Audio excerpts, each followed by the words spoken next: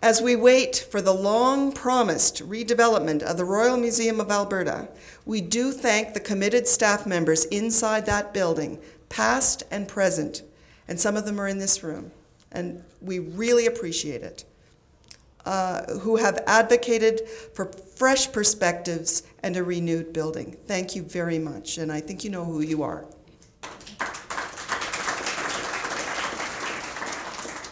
Now, there are 23 distinct museums in the city of Edmonton, just not one civic museum, but lots of little ones. And of course, we only have time to look at a few. The staff and the volunteers at the Alberta Aviation Museum welcome thousands of visitors in a city that has always been in love with flight, in love with the connection to the north. Musée Héritage is the gem of neighboring St. Albert. In fact, we always say that it's our museum, even though it isn't really.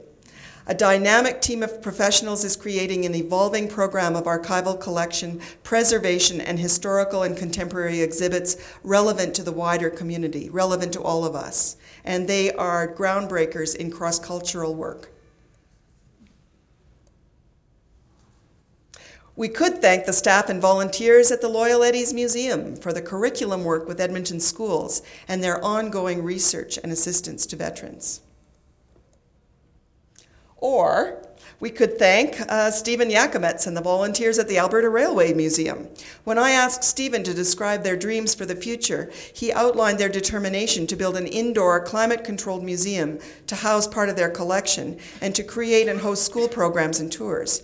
They found the property and the building, but they have to raise $800,000. And you know what Stephen would say to that? All aboard. He's really asking for our support. I've been looking forward to talking to you about this one. Not all exhibits stay put in museums. Sometimes they roam all over the community and online around the world. Historian Catherine Cole has devoted much of the past 3 decades to a careful investigation of the history of the Great Western Garment Company. Her hard work has surfaced in an oral history project, a collection of artifacts and clothing, much writing, a full exhibit at the Royal Museum of Alberta, a dynamic multimedia musical theater presentation, and a permanent online resource. Thank you, Catherine.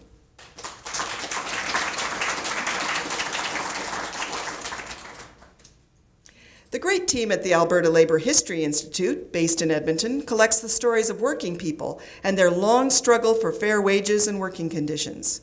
The story collectors conduct oral history interviews, produce calendars, posters, and illustrated booklets.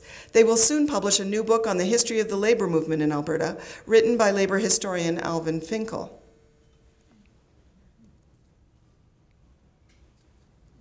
Watch for Project 2012, their commemoration of the 100th anniversary of the Alberta Federation of Labour.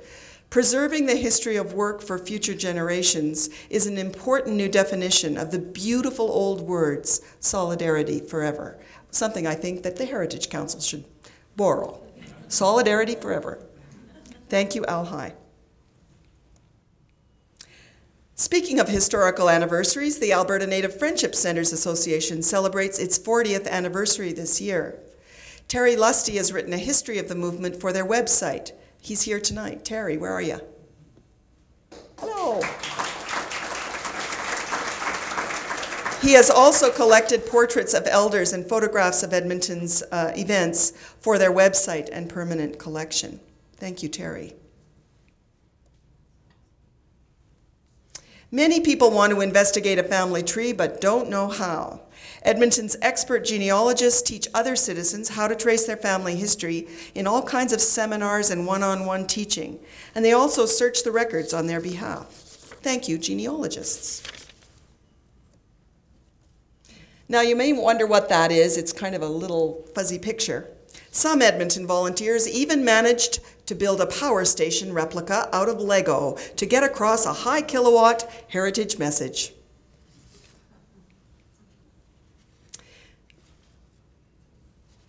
Tim Marriott and his colleagues in the Edmonton and District Historical Society have been working really hard to do new things, to develop the speaker series at the Queen Alexandra History Centre.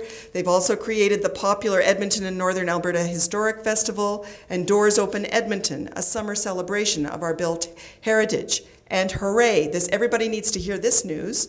They have just decided to resume, after about a decade, a new publishing program to publish our work. And the first one will be Alan Vanderpool's wonderful paper on Edmonton's railway bridges, to be published around the time of Christmas next year. Thank you, everyone, for renewal in that organization.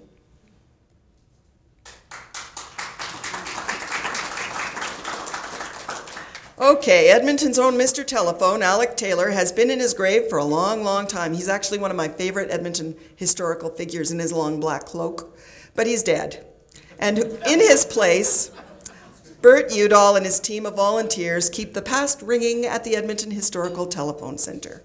Thank you, Bert. Where are you? I saw you, I thought. Hello.